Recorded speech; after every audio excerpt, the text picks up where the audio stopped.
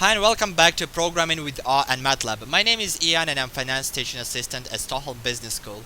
Today we start our course Coding in R, and first of all I'm going to do some short introduction where I'm going to explain how you can download and install R into your computer, and afterwards we're going to start with programming in R and making our first steps in programming our robot.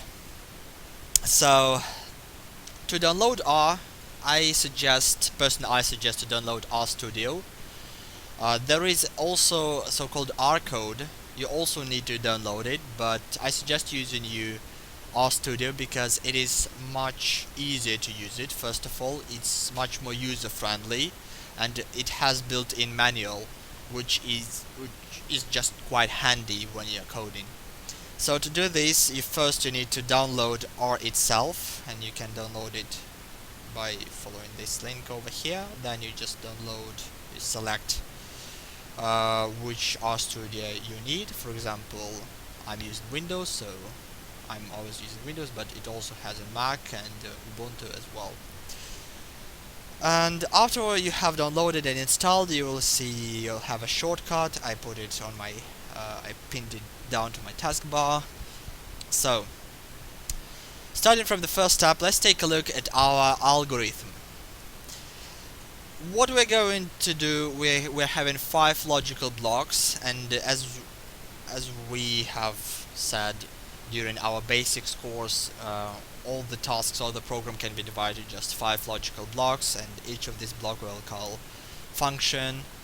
And today we're going to start with the first logical block, and we will call it load stock data, and we'll create a separate function for it.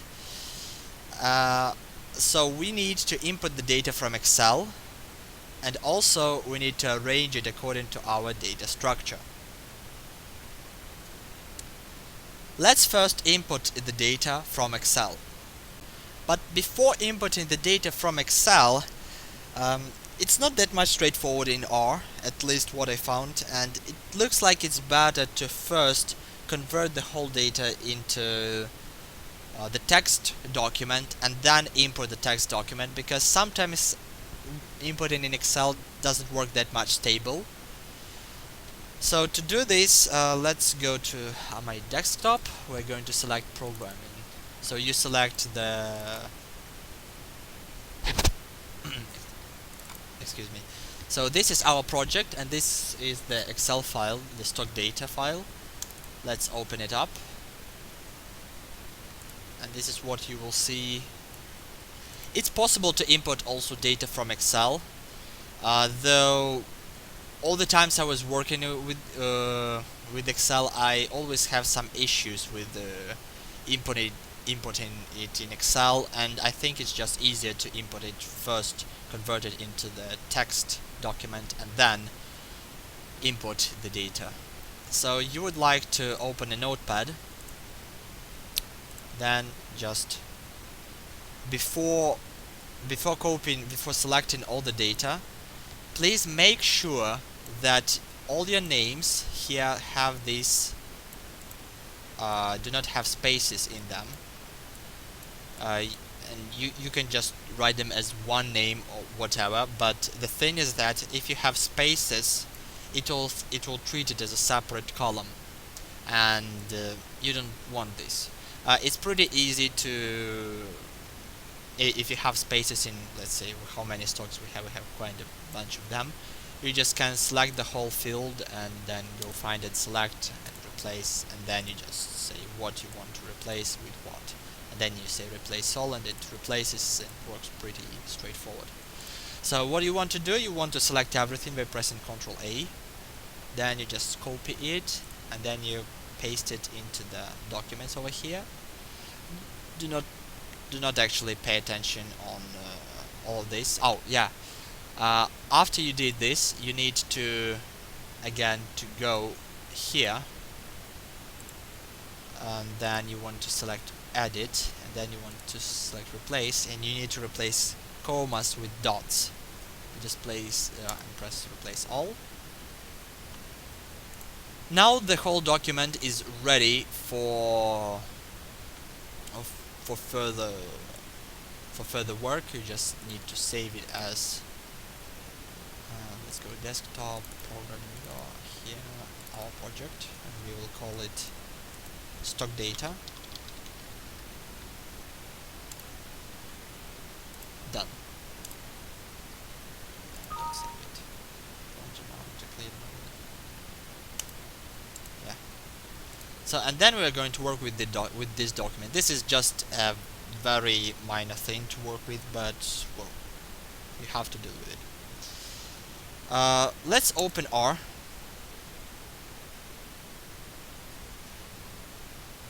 And in RStudio, here you're going to see the empty space where you can type the script, and this is your script window. If you don't see it, you just press over here and you create a new script. This one will show all the variables you have, and here it's your current working folder. Also it will show you plots, all the installed packages, help you and whatever. Then here the console, it's the main console where you will see all the output, as well as you can use it for typing in comments, and also use it without writing any script in here. You can write it here and run. Before starting, let us set working directory. So for this, you press on these three dots, then you just select, for example, here, R and our project, and this is our txt file. And now we're ready to start and ready to do. We're going to make first file, which is going to be our main file, and let's just comment here that it is our main file so that we know it. Commenting in R done with the number sign, and then after this you can comment and write any sentence, and R will not will just ignore it as if it doesn't exist. So the main file for stock.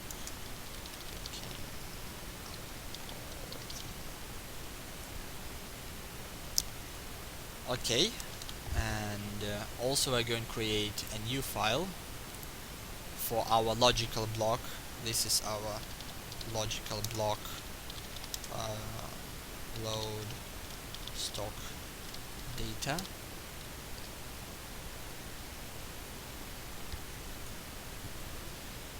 Okay, so now we also need to tell R that this is a logical block, so we can refer to this logical block from our main window over here.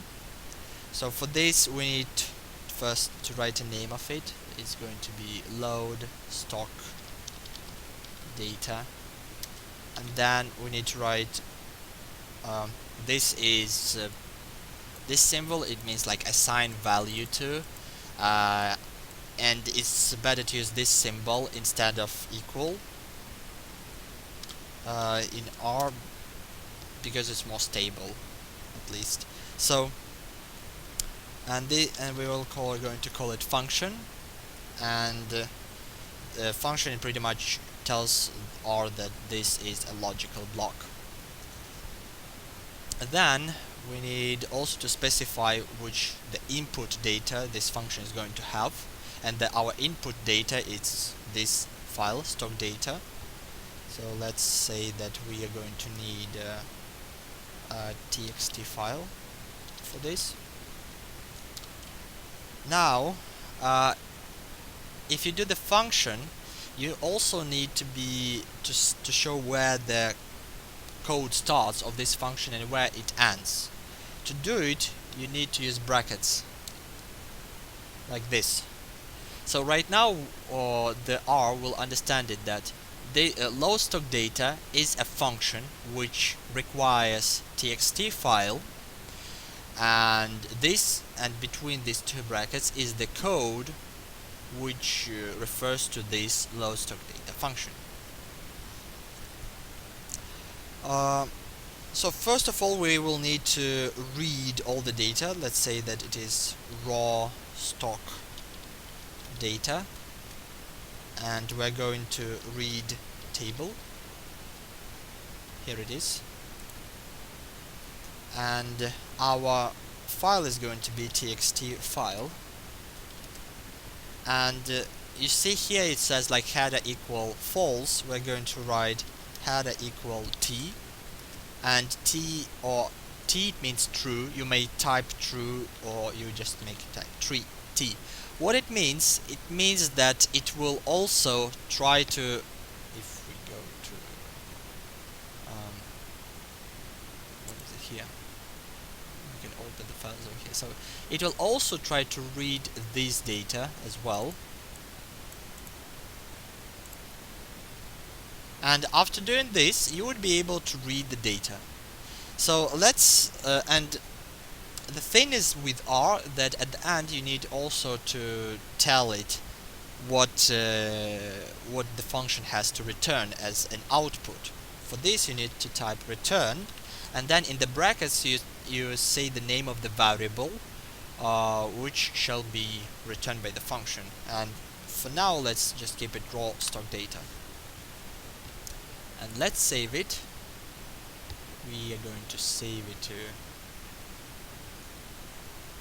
I think we should, yeah, I forgot to tell, when you go to the directory you should set as a working directory, so that after, when I'm going to save, it will be automatically navigated to our current folder. So it's going to be load stock data. Okay, and then to include, to tell MATLAB that there exists this file here, you need to write source, and here you just write load stock data dot r. So pretty much you copy what's written in here, and let's save it as well. We're going to call it main. So now if you run it, it will show you that there is a function load stock data, and we can import data from text file, and let's say that the raw data is going to be load stock data, and then we are specifying the name of file, which is going to be stockdata.txt. You can also use this instead of, but I'm more used to this notation. So now, and yeah, it runs line by line, or also you can just select and press run. So now you see the raw data. Let's take a look how it looks like. Pam. So it has dates here, then interbank rate, only Stockholm, and Maurits, and so on. And it goes definitely here. Okay, good. So now we have imported the data from Excel. Let's take a look here. Good. Oh well, not from Excel, from txt file, but well, it's possible to do it in this way as well. Now arrange according to our data structure. So this is our data structure as we agreed to have in our basics video where we were talking about variables, and today we will be focusing on this part. So we are going to have a database, so this is going to be a one big matrix where each element is a struct, is stock or struct.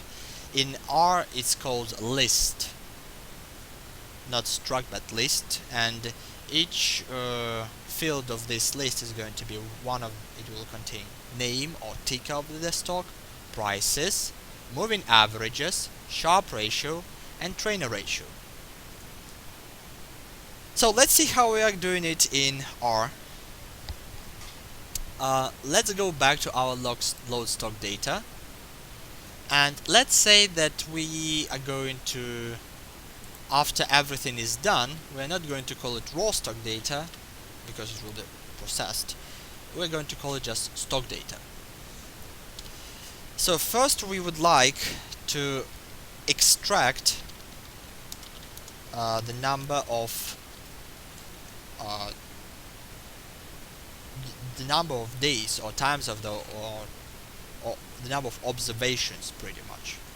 It can be done if you use, like, if you write like this. We'll call this variable num time, and for this we need to say we need to calculate the number of rows. Let's open our raw data. This is why I imported it, so we can just take a look. So this is row number 1. So our total observation, so it would be just the number of rows.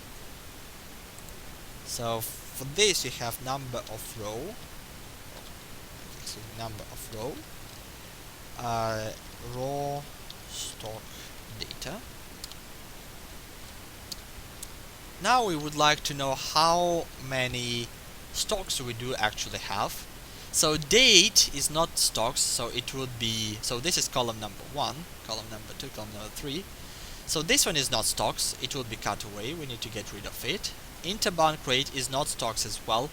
Ormix Stockholm 30, its index, we're going to include it to stocks actually and treat it as a stock, because pretty much you can invest in ETF which tracks the OMX 30, but during the whole algorithm we are not going to invest in it. We are going to make some restrictions, so so pretty much we are not able to buy ETFs, but it's also possible to adjust it to so that we can invest. So we need to drop the first 2 columns from here.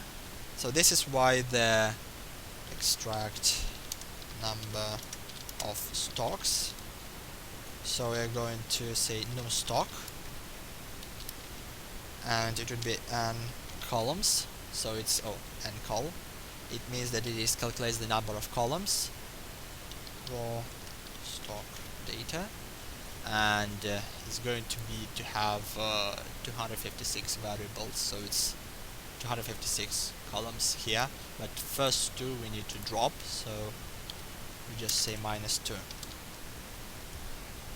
Also, next, what we would like to have, we'd like to extract this risk-free rate and have it as a separate variable, because we're going to use it during the calculation of Sharpe ratio and trainer ratio, but we're going to do it a little bit later. So now we would like to extract risk-free rate, so we'll call it RF, and it would be it's the second column in full. So RF is going to be equal to raw stock data. Then we would like to specify from which element, from which row to which, from 1 to nth, from 1 to number of rows. So pretty much to number of rows stock data, but we already have specified that this is num time. So we're going, instead of writing this, we're going actually to write num time. And then here we need to specify the column, which number of column is that. So this is the second column, and now after running this code we will extract the risk-free rate. Also, what else would we like to have? Let's take a look back at our example. Okay, we need to create a matrix.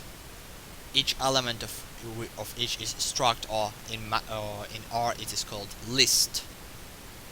So create empty matrix vector. Actually, we'll call it vector. And this one we will call stock data. Actually, let's write it from the small letter. stock data. And this, to create an empty vector or matrix or create any vector, you need to write vector. Then here you need to specify mode. So logical, it means that each element is either 1 or 0 or true or false. Also there is another way of writing mode equal numerical. Then each element of this vector will be number. What we're going to write, mode equal list. So each element of this vector is list, and length, it's pretty much, it tells you it's the synonym to the number of rows. Number of rows is a little bit more stable, I think, and this is why we're going to use more number of rows.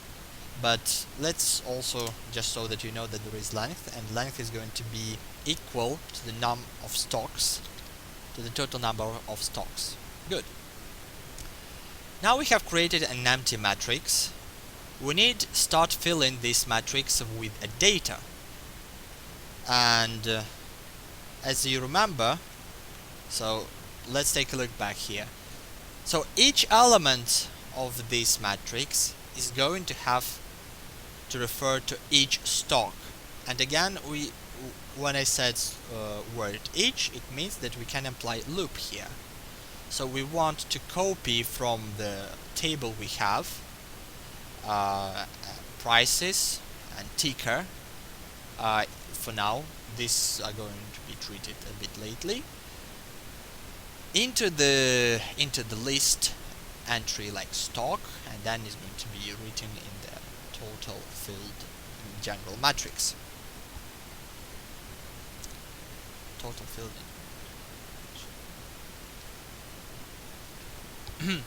So right now we would like to actually copy the data from this raw data or raw stock data. Here we apply it, raw stock data. By the way, some of you may have wondered why didn't we run this thing, why we needed to include it in here and then do this kind of assign the data in here and then say like this raw stock data. Well, the thing is that this is function and it is a standalone thing, and it cannot be just run as is. It has to be run in some context. Remember when we were starting the course, I told you about building blocks. So this is, think over it as a building block, and this one the whole picture. And all the things I'm writing in here, they're just specific for this particular function. And when each line of this function is run, all the things are deleted except for the variables which are written in return. They are afterwards passed into the output, which is in our example is the raw data. This is how it works. So we would like to copy the data from our raw data and arrange it as for our data structure and fill up this empty matrix. We would like to apply it for each stock. And when I'm telling each, it means that we're going to use loop. So to use loop, you need to write for. Then you need to open the bracket and specify which is going to be the counter. So for ID in 1 to number of stock,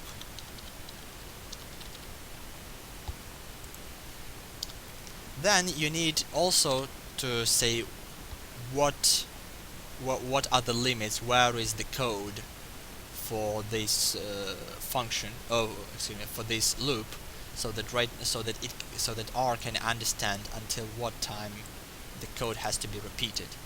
So again, for loop, it repeats all the code which is written between these two brackets, and it will repeat it for as much time. So ID would be changing its value from 1 up to num stock, and for each change of the value, this code will be rerun. Good. Then we would like to copy the name. So you write stock data, and the thing is that this stock data is going to have a lot of rows. To refer to the row, in this case you need to use double brackets instead of one bracket.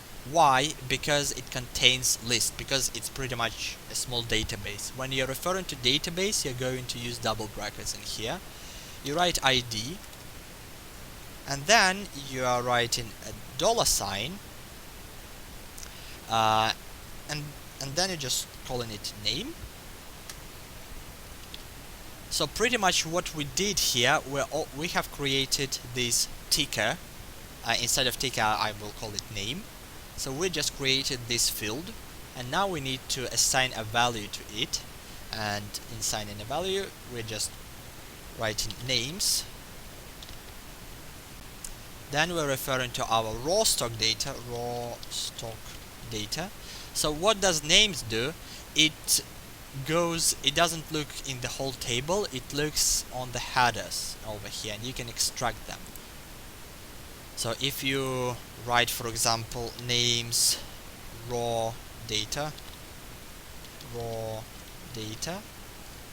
and let's say, so pretty much this will extract this whole line, and then we would like to refer to the third element. It will give us OMX Stockholm 30. This one here. Good. So then we're just referring it ID, but the thing is that we already told that these two are not stocks, so we would like to start from OMX Stockholm 30, and we would like ID to start from 1. But to refer it correctly to the field in here, we need actually to add 2 to the ID. So imagine right now ID is equal to 1. Then the first element, or the first stock in our general matrix, which is going to be OMX 30, name is pretty much what it tells you. Write the name, assign the value to the name of the first element in the general database by looking into names of the general table, and then our ID is equal 1. So, but we want to take it like here, so we add 2, and then it will extract OMX Stockholm 30, and we'll put it into the name field of our general database. Then next we would like to copy the prices. Again, stock data, ID, prices. Now we need to refer to the simple table here, and we're going to do it in the same manner as when we were extracting risk-free rate. So raw stock data, start from 1 to num of time. Then the column will be ID plus 2.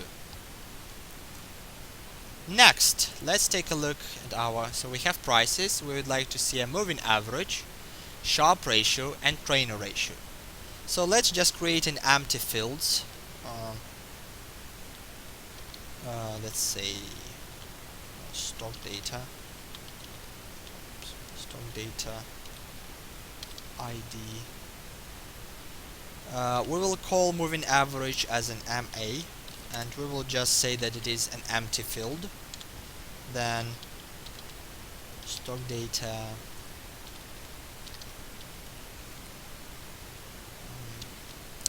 trainer ratio or Sharpe ratio is going to be as well empty. We're going to calculate it later.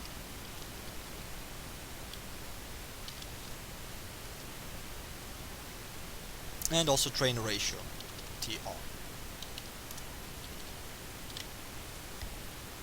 So after running this, it will download the stock data and arrange it accordingly to our data structure. Let's save it. Let's take a look where we have it. So we have arranged the data according to our data structure, and we are also going to use this function to calculate moving averages, Sharpe ratio, and trainer ratio. Why it is done? Well, if you take a look here, we're creating an empty field. So instead of creating a new logical blocks, we're just going to kind of calculate it in a separate logical block, but then input the data directly in here.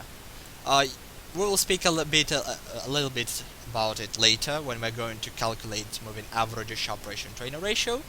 For now, this is it, and today we have fully covered the first logical block. And thank you for watching. Please press here to play next video. Take care, goodbye.